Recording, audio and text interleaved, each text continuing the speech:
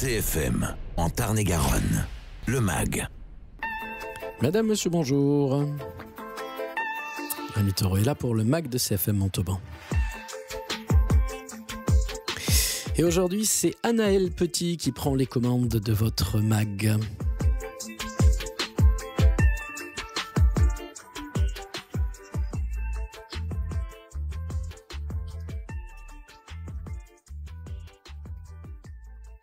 Bonjour à tous, aujourd'hui dans ce MAG sur CFM, nous sommes avec 5 étudiants du lycée Bourdelle de Montauban et leur professeur Karine Accurcio, professeur de lettres et d'histoire dans le même établissement. Alors ces 6 élèves que je vais laisser se présenter dans un instant, ils ont des choses à raconter puisqu'ils sont partis avec le programme Erasmus. Alors déjà on va faire un petit tour de table pour connaître vos prénoms et vos âges. Alors Madison et j'ai 18 ans. Moi c'est Léa et j'ai 17 ans. Moi c'est Jeanne et j'ai 17 ans. Moi c'est Chloé et j'ai 18 ans. Et moi c'est Benjamin et j'ai 17 ans. Eh bien bonjour à tous et merci d'être avec nous aujourd'hui dans ce studio. Je vais d'abord donner la parole à votre professeur. Donc, est-ce que vous pouvez m'expliquer ce que c'est le programme Erasmus ?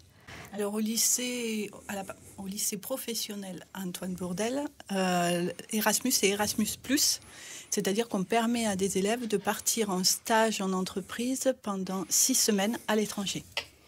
Et nous avons depuis cette année 4 destinations, le Portugal, 2 en Espagne et à Rome en Italie. Et ça marche comment concrètement pour participer à ce programme ? Les élèves sont sollicités en terminale. Même si on leur en parle déjà depuis la première. Et ensuite, on fait une sélection. Ils nous fournissent une lettre de motivation et un entretien. Et on sélectionne les meilleurs profils pour partir. C'est quoi pour vous le meilleur profil pour partir ? C'est quels critères vous allez regarder ? La motivation, pas peur donc, de quitter ses parents et l'envie de découvrir d'autres cultures. Hein.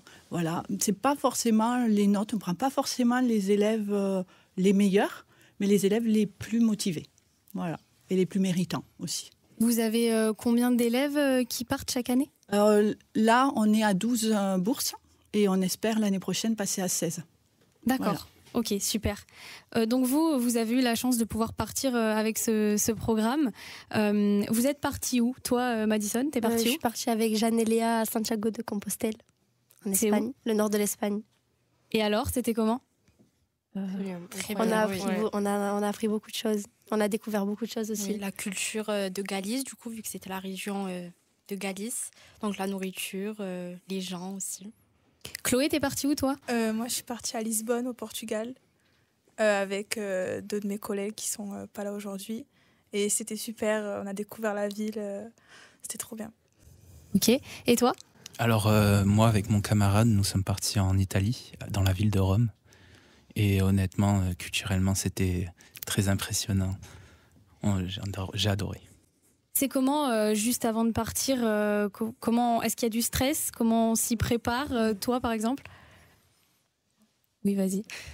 Oui, j'étais un peu stressée d'aller dans l'inconnu, mais aussi j'étais enthousiaste de découvrir quelque chose de nouveau, un nouveau pays et des nouvelles cultures. Donc bon, du stress, mais aussi de l'enthousiasme. Et ta famille, elle a réagi comment du fait que tu partes loin ? Ils étaient contents pour moi, un peu stressés de voir partir leur fille, mais ils étaient très contents quand même pour moi. Ok. Et pour toi, Benjamin, ça s'est passé comment avant le départ ? Avant le départ, je trouve que personnellement, j'étais pas si stressé que ça. J'aurais dû. Mais honnêtement, c'était la première fois que, par exemple, je partais en avion. Et honnêtement, c'était super. C'était bien pris en charge déjà, ce qui peut être rare dans certains autres événements organisés par le lycée. Mais honnêtement, c'était super. Justement, Karine Accurcio, est-ce que vous pouvez revenir sur cette prise en charge dont il parle ? Comment vous préparez les élèves ? Comment ça se passe en amont ? Alors, on les prépare sur l'aspect vivre ensemble et l'aspect gestion d'un budget. Ils ont donc un petit atelier, on va dire, là-dessus. Ils ont des révisions en langue. Là, c'est espagnol et anglais, seulement au lycée pro. Voilà, et puis bon, on est à leur disposition s'ils ont besoin aussi qu'on les rassure, mais ils savent déjà, ils sont prévenus que nous, on a déjà tout préparé en amont. On s'est rendu sur place, nous déjà en amont, on est en liaison avec des établissements scolaires. À Rome, c'est une université, mais sinon, c'est des lycées. Ils savent que sur place, si nous, on n'est pas là, parce qu'on ne peut pas être tout le temps là, ils auront toujours un lien avec quelqu'un voilà, du pays. Et on essaye de s'y rendre le plus souvent possible, c'est-à-dire à l'installation, au retour, on les récupère, et au moins une fois, voire deux, entre. Ok, donc vous voyagez beaucoup. Oui, on est nombreux à voyager un petit peu, ouais. Voilà. Ok, ça marche. Chloé, je viens vers toi. Est-ce que tu peux m'expliquer, toi, ce que tu as fait sur place, du coup, dans quelle entreprise tu étais ? Nous, on était chez un créateur de mode, parce que je suis dans la section mode de Bourdelle, et on était chez le créateur Valentim Quaresma. C'est un créateur assez renommé au Portugal. Il a un style assez spécial, il a un peu un style cyberpunk, donc c'est assez propre à lui, mais on a appris quand même beaucoup de choses. Des techniques assez spéciales qui sont propres à son travail aussi, donc on a pu voir de nouvelles choses. Et après, en dehors du travail, on a pu visiter tout Lisbonne. On est même allé à Sintra, voir les châteaux, et on est descendu dans le sud du Portugal, dans les Algarves. Donc on a pu voir les falaises, c'était trop beau. C'est quoi les différences culturelles que tu as pu remarquer par rapport à la France ? À Lisbonne, malgré que ce soit une capitale, je trouve que c'est moins stressant qu'en France, ou même à Paris, par exemple, qui est aussi une capitale. Les gens là-bas sont beaucoup plus calmes, moins stressés et plus gentils, je trouve aussi. Donc voilà, et voilà, l'ambiance est très bien là-bas. Jeanne, je viens vers toi. Même question. Toi, tu as fait quoi du coup là-bas ? Moi, j'étais dans un cabinet d'avocats parce que du coup, je suis en section administration, comptabilité, etc. Pareil, ça s'est super bien passé. Les gens là-bas sont hyper chill, on va dire. Ils sont très... par exemple, les retards. On peut commencer la journée à 9h. Si on arrive à 9h15 ou 9h20, tout le monde s'en fiche, quoi. Donc, voilà. D'accord. Ils sont pas à cheval sur la ponctualité. Non, ils sont tous très gentils. J'ai pu aller dans un tribunal aussi. Et voilà. C'était une très belle expérience. D'accord. Et donc, c'était en Espagne, c'est ça ?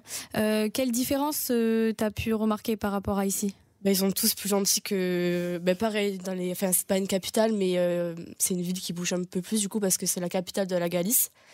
Et ils sont tous très gentils, ils sont vraiment chill, quoi. Ouais, même dans la rue, ils sourient, ils sont gentils.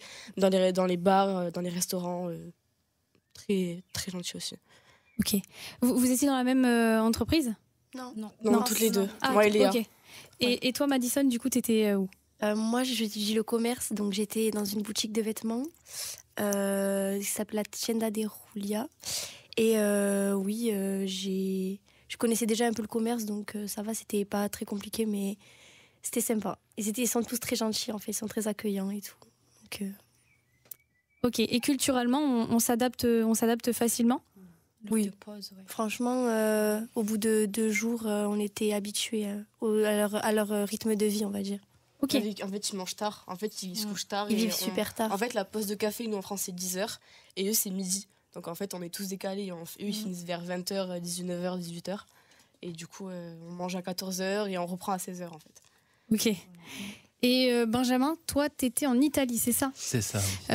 Est-ce que c'est pareil, ton expérience ressemble à ce que les filles ont dit ou pas ? Je pense qu'il y a 2-3 différences tout de même. Lesquelles ? Culturellement ou même, culinairement. Déjà, culturellement, les voitures là-bas, c'est pas du tout un cliché. Ils conduisent très mal. C'est aberrant. Et oui, et culinairement, notamment avec le café et tout. Moi, j'en ai bu beaucoup là-bas. J'ai adoré d'ailleurs. Ils sont très forts là-dessus. Et pour l'adaptation, ça s'est passé comment ? C'est-à-dire adaptation. Comment tu t'es adapté vite en arrivant sur place là-bas ? Avec cette différence de culture ? Je dirais oui, plutôt. Même si c'est pas la même chose pour mon camarade de classe. Mais Lui, par exemple, il peinait plus sur se retrouver dans la ville. Ah oui. Mais moi, ça allait. Oui, ça allait. Ok. Je vais donner la parole à Léa. Léa, comment t'as fait toi justement sur place voilà, est-ce que tu as des conseils à donner si on se rend dans une ville comme ça du jour au lendemain pour travailler en plus et y rester un petit moment? Les conseils que je pourrais donner, c'est déjà oser aller demander aux gens qui sont sur place, les habitants. Ils sont très, très accueillants, donc ils peuvent facilement nous aider. Si on est perdu dans la rue ou quoi, ils sont là pour nous aider. Après, il y a l'office de tourisme ou tout ça, mais c'est facile à s'adapter. Il suffit de suivre le rythme qu'ils ont et c'est assez simple. Ok, merci. Karine Arcurcio, pardon, je vais pas y arriver. Je reviens vers vous. Est-ce que vous pouvez m'expliquer les objectifs pédagogiques quand des élèves partent à l'étranger comme ça dans le programme Erasmus? Le premier objectif, c'est qu'ils réalisent leur stage en entreprise, déjà. Et ensuite, c'est aussi la découverte culturelle, l'ouverture au monde, me semble-t-il, et aussi le travail sur les langues. Mes collègues font toute l'année. Alors c'est vrai qu'en partant à Rome, ils n'ont pas travaillé sur l'italien. On n'a pas italien, en tout cas, au lycée professionnel. Mais bon, ils ont travaillé leur anglais. Et peut-être qu'ils ont appris aussi un peu d'italien dans la vie de tous les jours, par exemple. Et justement, Benjamin, comment la barrière de la langue, tu l'as affrontée, toi? Beaucoup de gestes, je dirais. C'est beaucoup de parler avec les mains. Et un peu d'anglais, même si il peinait un peu en anglais, notamment mon tuteur. Mais on arrivait à se faire comprendre. Ok, et aujourd'hui, ton niveau en italien, alors on en est où? Je ne l'ai pas du tout travaillé. Je crois pas que je pourrais tenir une phrase en italien, mais... Ah oui, d'accord. Tu peux me rappeler, t'es resté combien de temps là-bas? 6 semaines. 6 semaines, ok. Donc tu as fait comme tu as pu pendant 6 semaines avec les moyens du bord, c'est ça? Exactement. Ok. Et vous, les filles? En fait, Léa et moi, on se débrouillait plutôt bien en espagnol. Jeanne, c'était pas pareil, c'était plus l'anglais. Ouais. Voilà, donc elle se débrouillait en anglais, nous on se débrouillait en espagnol. Mais on s'est toutes les trois rendu compte que notre niveau, il avait comment on appelle ça? Évolué, ouais. Il avait évolué. Énormément même. Ok, en l'espace de 6 semaines aussi. En l'espace de 6 semaines. Ok, donc c'est top. Est-ce que vous pouvez, on va faire un petit tour de table. J'aimerais que vous me disiez ce que ça a changé chez vous entre le moment avant d'être parti à l'étranger et maintenant. Qu'est-ce que l'expérience vous a apporté si vous deviez en retenir une chose? Madison. Ce que j'ai appris? Oui. Déjà vivre en colocation, parce qu'on est quand même... on se connaissait pas, Léa et Jeanne se connaissaient déjà, moi je les connaissais pas. D'accord. Bon, voilà.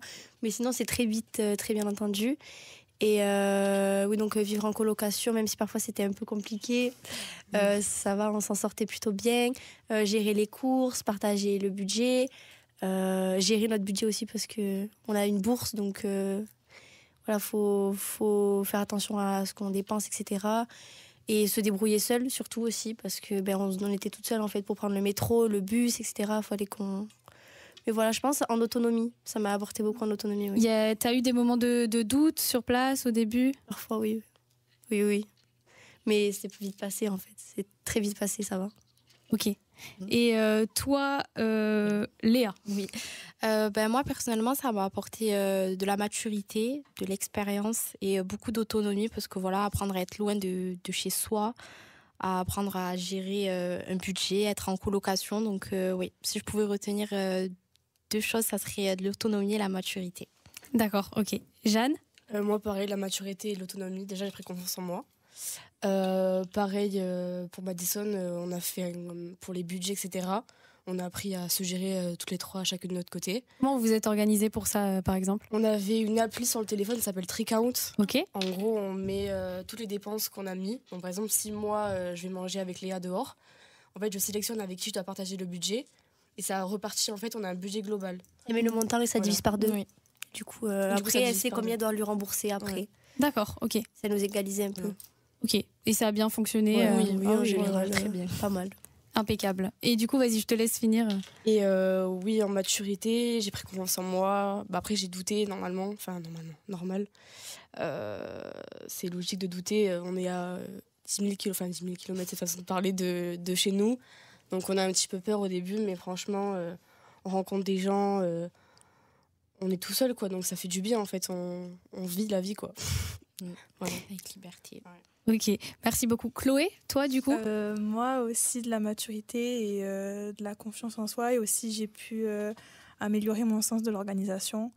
Parce que oui, on est loin de chez nous et du coup, devoir gérer tout seul, malgré qu'on soit en colocation, ça peut paraître assez effrayant et tout. Mais en vrai, c'est largement gérable.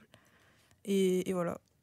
Toi du coup, t'étais pas avec les filles. Ça se passait comment l'organisation? Vous faisiez comment? On se partageait les tâches ménagères. Et après aussi, le budget, quand on faisait les courses, on divisait la somme par 4, vu qu'on était 4. D'accord. Et après, voilà, ça se passait plutôt bien. Des moments de doute aussi? Oui, surtout au début, on avait vraiment eu du mal à s'adapter. Mais vu qu'on était 4, on était vraiment le groupe le plus gros qui partait en Erasmus. Du coup, s'organiser à 4, c'était assez compliqué. Mais après, ça va, on s'en est sorti quand même et c'est bon. Surtout pour les transports, vu qu'à Lisbonne, ils sont tout le temps en retard. Soit ils sont en retard, soit ils sont en avance. On ne sait jamais quand il faut prendre le bus. Du coup, on y allait des fois au pied, au bus, franchement, mais ça va, on l'avait quand même. Donc, on s'en sortait comme on pouvait, en fait. C'est vrai qu'il me semble que j'ai pas évoqué les différences culturelles entre le Portugal et la France. Tu veux nous en parler un petit peu? Oui, il n'y a pas de souci. Du coup, comme je l'ai dit, au Portugal, ils sont très calmes, même parfois un peu trop. Parce que du coup, ils prennent trop leur temps. Et du coup, le bus, il n'arrive pas, ou alors il est déjà arrivé, mais on l'a loupé parce qu'il est parti en avance. Et aussi, comme l'a dit Benjamin pour l'Italie, que les Italiens conduisent mal, au Portugal, c'est pareil. À Lisbonne, ils conduisent très mal. Les bus, des fois, carrément, ils grillaient les feux rouges. Donc, c'est pour vous dire à quel point c'est catastrophique aussi. Mais bon. Après, voilà, la différence culturelle, ils sont plus gentils, plus calmes. Voilà. Ok. Benjamin, toi, ce que tu retiens de ton expérience en Italie, du coup? Bien regarder en traversant dans la rue, c'est important. Mais j'ai aussi pu apprendre beaucoup d'histoires de l'art. En Italie, il y avait beaucoup de musées. Après, les compétences sociales basiques, surtout en colloque, ce qui peut être compliqué. Mais je pense qu'honnêtement, il y a beaucoup trop de compétences diverses pour pouvoir les citer. C'est tellement d'expériences apprises d'un coup que c'est très compliqué. Ok, je redonne la parole à votre professeur. Vous attendez... on a parlé des objectifs pédagogiques, mais sur leur vie personnelle et leur personnalité, qu'est-ce que ça change? Vous avez vu quand même passer beaucoup d'élèves via le programme Erasmus. Qu'est-ce que ça génère chez eux? Ils gagnent en confiance en eux. Ils n'ont souvent pas confiance en eux. Ils se mettent des barrières et des montagnes et en autonomie. Et souvent, ce sont des élèves parfois en pro qui n'ont pas forcément l'envie de poursuivre les études et de les faire loin de chez eux. Et c'est un peu le problème, sortir aussi de Bourdelle, même si nous, on va jusqu'à la licence, mais leur permettre donc de viser d'autres écoles et d'oser aller à Paris, ce sera peut-être le cas de Chloé, ou des choses comme ça, d'oser de dire au revoir à papa et maman et au beau Tarn-et-Garonne, mais on y reviendra un peu plus tard. Voilà. Ok, je vois totalement. On va justement parler de vos projets pour la suite. Est-ce que vous voulez repartir à l'étranger, vous refaire des expériences? Est-ce qu'il y a des projets, en fait, finalement, Madison? Partir à l'étranger, oui. Mais c'est une des choses que je veux le plus faire à l'avenir. Mais en fait, on s'est promis d'y retourner là-bas, toutes les trois. D'accord. Donc, on y retournera quand on pourra. Mais oui, c'est sûr qu'on va y retourner dans tous les cas. Donc, avec l'objectif de travailler, vivre là-bas ou plus en vacances? En vacances. C'était bien de travailler là-bas, mais on veut profiter maintenant. Oui, non, en dehors de ça, il y avait on s'est fait des amis, donc en soi. Ah, ok. Voilà, en fait, le problème, c'est qu'on les a rencontrés trop tard. Ouais. Beaucoup trop tard, 2 semaines avant de partir. Donc, on s'était pas très. Mais sinon, à part ça, oui, ils sont très gentils, donc on voulait tous les revoir, en fait. Ouais. Ok, c'est chouette ça. Toutes les deux, vous avez d'autres projets pour développer ce qu'a dit Madison, des projets personnels? Oui, des voyages. Ouais. Oui, des voyages. Des voyages, mais des études peut-être peut-être dans les relations internationales ou les affaires étrangères. Ça pourrait me permettre de voyager, aussi découvrir des cultures et aider les autres pays si besoin. faire des voyages humanitaires, voilà. Mais voyager, oui, oui, oui. Ok, donc c'est une expérience qui vous a donné envie de découvrir encore plus le monde. Oui, oui. Ok. Toi, Chloé, Paris, j'ai entendu oui. Paris. Oui, parce que je veux du coup poursuivre mes études, de préférence sur Paris, parce que la mode, tout se passe à Paris. Et oui. Donc voilà, j'espère pouvoir être là-bas l'année prochaine. Et après, oui, concernant Erasmus, bien sûr que oui, je veux retourner à Lisbonne. À Lisbonne en particulier? Oui, non, en vrai, le Portugal, j'aimerais bien le découvrir aussi en sa généralité, mais Lisbonne en particulier, oui, m'a beaucoup marqué. Et ouais, j'aimerais beaucoup y retourner, oui. Du coup, toi, ça te plairait d'y retourner pour étudier, travailler, pas forcément que pour du voyage? Je sais pas trop, je pensais plutôt dans le voyage. Après, oui, peut-être dans mon parcours professionnel, si je suis amenée à aller au Portugal, notamment à Lisbonne, oui, pourquoi pas aller travailler là-bas, enfin, j'en sais rien. D'accord, mais ok. Voilà. Et toi, Benjamin? Je dirais que une fois qu'on a goûté au voyage, on a envie tout le temps de voyage. Et maintenant, j'ai un peu l'impression d'avoir le monde à la portée de ma main. J'ai envie d'un peu de voyager un peu de partout, de découvrir des cultures. Mais après, niveau futur, soit je passe dans du pro, soit j'essaye de me découvrir artistiquement ou quelque chose de similaire. Ok, tu parles de voyage. Est-ce que Erasmus, on peut parler de voyage? Bien sûr, surtout que 6 semaines, c'est très rare quand on part en voyage, surtout en Italie, pour des raisons budgétaires et sociales même. On ne peut pas quitter son travail du jour au lendemain pour partir 6 semaines en voyage n'importe où dans le monde. Donc c'est un voyage, et notamment physiquement, mais mentalement. Ok, merci beaucoup. Merci à tous pour vos témoignages très précieux. Je reviens avec votre professeur. Je vais vous laisser le mot de la fin voilà, aux étudiants potentiels lycéens qui nous écoutent, qui seraient intéressés par le programme Erasmus. Donc, si vous êtes inscrit au lycée Bourdelle, que vous êtes en terminale l'année prochaine, mais n'hésitez pas. Je pense que les jeunes ici seront d'accord. N'hésitez pas, postulez. Voilà. Vous n'aurez pas le choix de la destination. C'est en fonction des entreprises voilà, que l'on dispose. Donc, c'est quand même pas voilà, une agence de voyage, mais vous pourrez aller travailler à l'étranger. Ce sera avec plaisir qu'on vous accompagnera, comme on le fait depuis un peu plus de 6 ans. Voilà. Eh bien, merci beaucoup à tous. Merci. Merci. Au revoir. Au revoir. C'était un sujet proposé par Anaël Petit. Vous le retrouvez bien sûr en podcast sur cfmradio.fr.